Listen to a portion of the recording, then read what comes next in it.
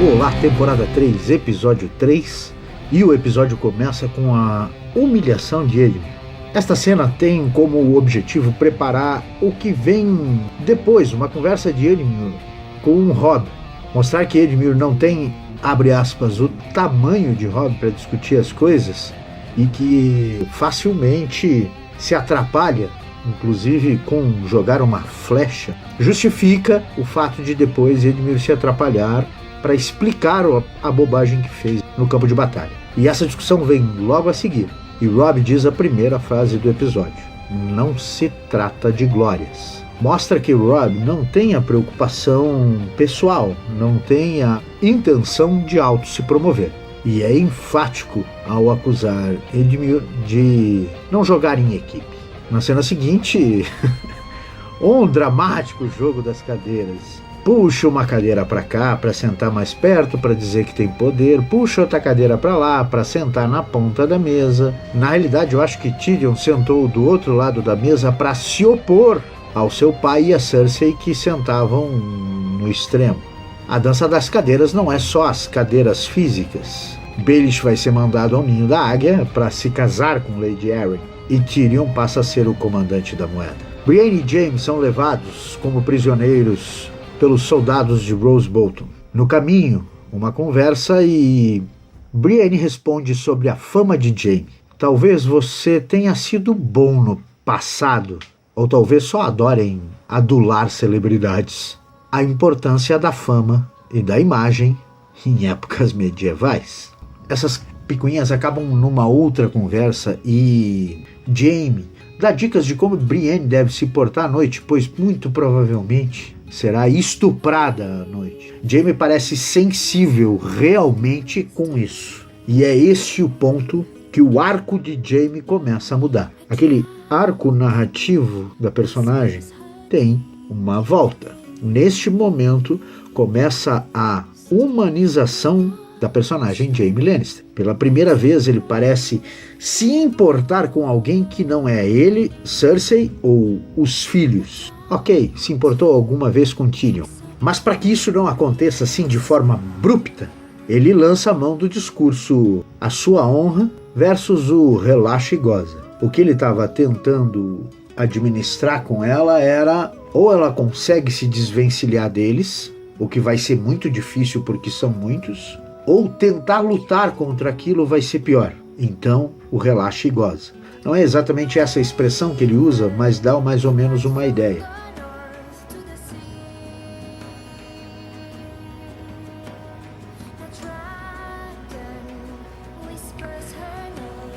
A cena seguinte mostra a despedida de Gendry e Arya de Torta Quente, que viram o cozinheiro na estalagem do Caminho do Rei. A anotação que eu fiz é despedidas estranhas. Para pessoas que passaram um tempo juntas e estão há alguns dias já juntos, para pessoas que passaram perrengues juntos, estiveram presos juntos, fizeram uma longa viagem juntos, escaparam de um castelo onde eram prisioneiros juntos, a despedida de Gendry é apenas um tapinha no ombro e boa sorte, Torta Quente.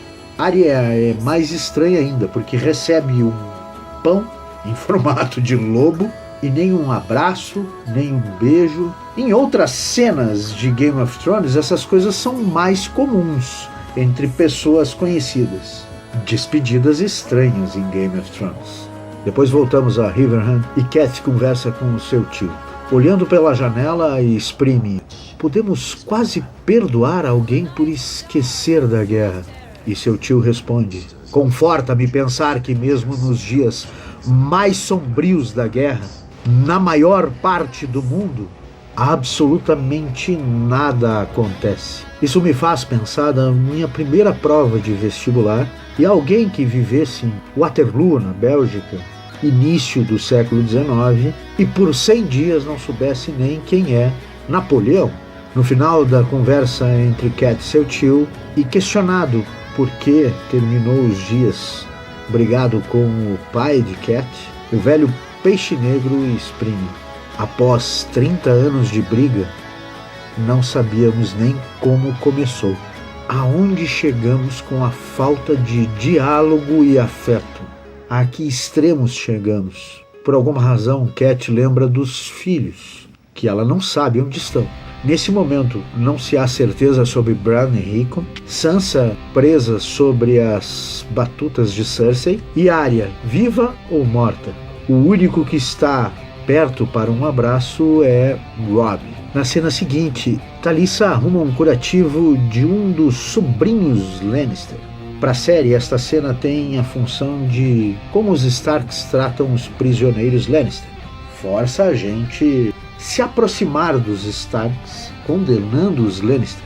O que Cat fez com Jaime quando era prisioneiro e o que Joffrey fez com Ned quando este era prisioneiro. Para nós, a cena só serve para mostrar que aquele que faz o bisneto do irmão do pai do Tywin é o mesmo ator que 2 temporadas depois vai fazer Tommen Lannister, ou Tommen Baratheon, se ainda quiser lembrar deste detalhe, por razões contratuais que a gente não sabe.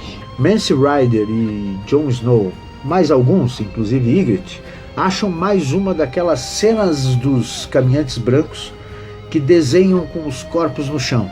Ou um desenho diferente do que aconteceu no primeiro episódio, na primeira temporada, mas um desenho, desta vez só com cavalos. Um desenho em espiral parecendo um vórtice, mas é o que Mance Rayder exprime que chama atenção. Sempre artistas, diz ele, para falar das figuras desenhadas com corpos.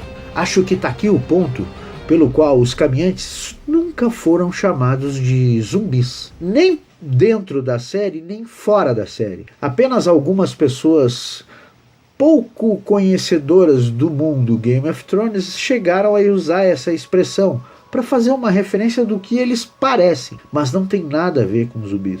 Os caminhantes brancos, na realidade, são 2 tipos diferentes. Aqueles que têm o poder de transformar e aqueles que simplesmente são transformados. E se tem essa habilidade de pensar, a capacidade e a inteligência para criar táticas e estratégias, em nada se parecem com zumbis. Muitas vezes numa série lamentamos pessoas que são assassinadas. E em Game of Thrones, várias vezes lamentamos. Se tu estares assistindo na mesma velocidade que eu neste momento, vai lamentar muito ainda. Não foi só Ned Stark. Se você já viu todas as 7 temporadas, alguma surpresa teremos na 8ª. É inevitável. Este é o mundo Game of Thrones. Mas tem algumas mortes que a gente torce e já tem pronto na nossa cabeça várias justificativas. A série nos dá uma série delas. E Craster, além de tudo que já é um sujeito que só tem mulheres no seu harém e entrega aos homens, aos caminhantes brancos, só serviu pra gente pensar horrores desse Craster. E a cena seguinte é pra piorar de vez. Chutar o balde. Ele ouve ao fundo os berros de Gilly que tá parindo e reclama: mulheres. Aquela porca ali pariu 8 filhotes e mal grunhiu. Não dá vontade de puxar a adaga na hora? Na cena seguinte mostra que Gilly tem um menino. Ao perceber que é um menino, o olhar de súplica para Sam não precisa de texto. A série atravessa o mar estreito e Jorah tenta justificar a Daenerys por que certos atos fogem de uma moral própria, rasgam os sentimentos pessoais. Se quer se sentar no trono que foi dos seus ancestrais, precisa ganhá-lo, o que significa sangue nas mãos. Dany rapidamente entende e responde: o sangue dos meus inimigos, não de inocentes. Ainda querendo entender certos atos de homens, Jorah sussurra: há uma fera em cada homem, e ela desperta quando pega em uma espada. É Hobbes que dizia: o homem é o lobo do homem? Em quantos momentos voltamos ao nosso estado de natureza? Depois da negociação dos Imaculados, Missandei foi dada de presente a Daenerys. Até aquele momento, Missandei era apenas uma tradutora, com uma certa sensibilidade porque filtrava o que o seu dono dizia. Mas a partir daí, Dany extrai o nome dela, Missandei. A seguir, Tyrion sai da casa de Baelish, deixa Pod e vai ler os livros contábeis do reino. Afinal, virou o ministro da fazenda, o Lorde da Casa da Moeda. Lamentando o que vê, Brown pergunta: Lord Baelish está roubando? E Tyrion responde: pior, está pedindo emprestado. Veja bem Qual é a moral que está implícita aqui?